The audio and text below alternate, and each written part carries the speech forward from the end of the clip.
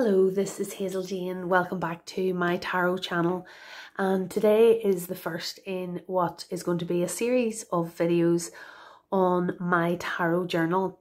And now if you've come here having followed me on Instagram, you might have seen some pictures of my tarot journal before.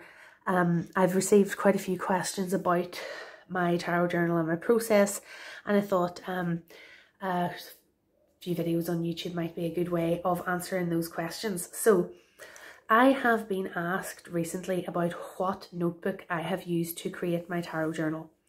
And this is not a journal of my tarot readings. This is my journal of tarot meanings, essentially creating my own little white book, my own book of what each card means. And this is the book that I'm using. Now, there is nothing fancy about this book really. I bought this in The Works, which is a cheap bookshop in the UK. It does kind of bargain books and stationery and art supplies and things like that. And I just went in and had a look and at what they had. I had my eyes open looking for a tarot journal for a while, and when I saw this, it really seemed like a good choice. So the cover says the best way to predict your future is to create it, and it also has a rainbow effect, and I love rainbow and multicolor, and that sort of really appealed to me. The quote or the words on the front reflect a little bit my philosophy of tarot, where yes, I think that tarot can be read predictively, but I also think its main power is in helping us to understand the situation and how things might play out, and to help us to create the future that we want by, sort of reflecting on, responding to the prompts we've been given in the reading. So that seemed like a really good fit for me. The other thing I did before I bought this journal was to count the pages to make sure there were enough pages for what I wanted. I wanted a double page for each major arcana card, and a double page for each court card, and then single pages for the others. So I'd worked out in advance how many pages that was and counted them up. Now, this journal is just a journal with blank pages. So they're just pure blank white pages like that. It's also a bound journal. If you can see, like, the pages are all glued in, or stitched in. So there's no way for me to change the number of pages in this journal. Like, if I was to pull out pages, because of the way it's stitched together, I would lose other pages. So this might not suit a lot of people. You might find that if you're going to create a book of your own for tarot meanings, that you might be more comfortable working with a journal with removable pages, like a ring bound journal, or even using a ring binder and just putting in your own paper. That would be a really flexible approach, because you could do like really nice cover pages and index card, like dividing cards and things like that between your sections if you wanted to do that. And then if you messed up a page, you could just throw that page out and put in a different page. So if you're a person who worries about the pages not being just perfect, you might find that a ring bound approach might work better for you. I actually initially started my tarot meanings journal on the computer as a Word document, and was just pasting in images and typing up the meanings, but I just wasn't enjoying that process as much. I don't enjoy sitting in front of the computer as much as I enjoy working with a notepad and pens, so I switched to doing it in a notebook instead. This little image on the front, if you look, that is a sticker that's stuck over the top of the word notebook, and this is just a sticker that came with the personal power deck from the deck creator Deja Druitt, and this is a little sticker by her, so it seemed like a good place to use it. So that is the notebook. It's nothing special, nothing fancy.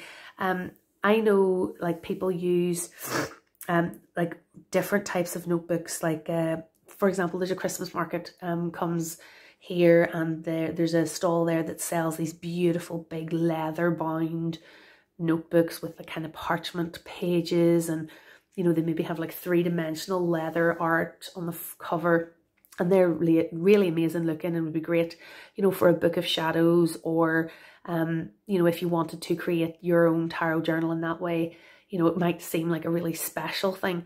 I think for me, that was going to be maybe a bit too much pressure to make it something really really spectacular, and by working in just a regular notebook, that felt more kind of manageable for me, I guess.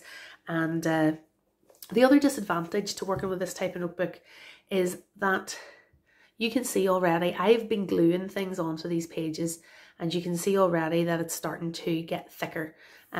So it closes pretty well at the minute, but when I finish doing all 78 cards, you know, I wonder, will this notebook actually be sitting like that, you know, because there's so much stuff glued into the pages.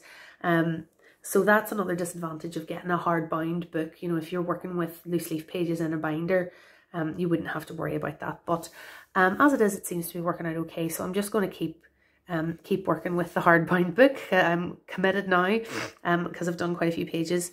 So I have, just in terms of setting up the book, I'm not going to go through everything that's in it here today. I want to keep these videos quite short.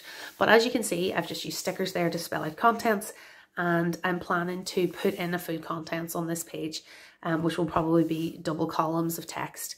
But I haven't done that yet. But what I did do before I started was number the pages.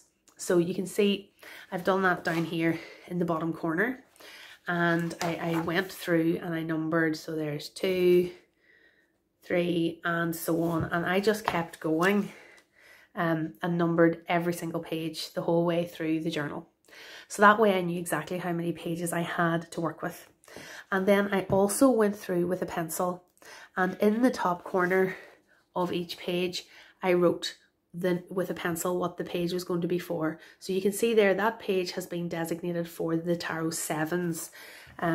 So there's 1, 2, 3, 4 will be for the 7s, and then on the next page I've put 8.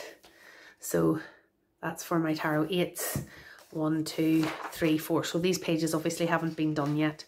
Then when we got into the quartz, you know, I've put P for pages, then K for nights, and so on, and counted out so I knew exactly how many pages I was going to use. And I just did that with pencil so I could rub it out when the time came.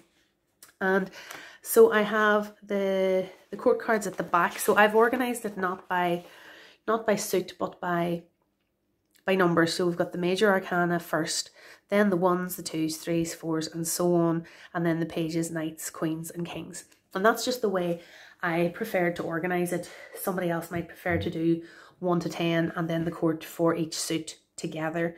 But the tarot books that I enjoy the most have been the ones that have organized, you know, all the 1s together, all the 2s together. So I decided to take that approach. And then as you can see at the back, this hasn't been done yet, but I've kept the back pages for the extra cards that come with decks. So the Moonchild Tarot obviously has 3 extra cards. The Numinous Tarot has an extra card called the Numinous. The Slow Tarot has this extra card called Atonement. So I've just kind of put those in as page holders, that's what those pages are going to be about. I'm eventually going to come and work with those cards there. So basically that is the notebook that I'm using and how I've set it up. And I'm going to go through a lot more, show you the pages that I've done, the materials that I use, and take you through maybe like a journal with me of some of my process as well. So if you'd like to see more of that type of content, please subscribe to my channel, and I will see you again soon. Bye bye.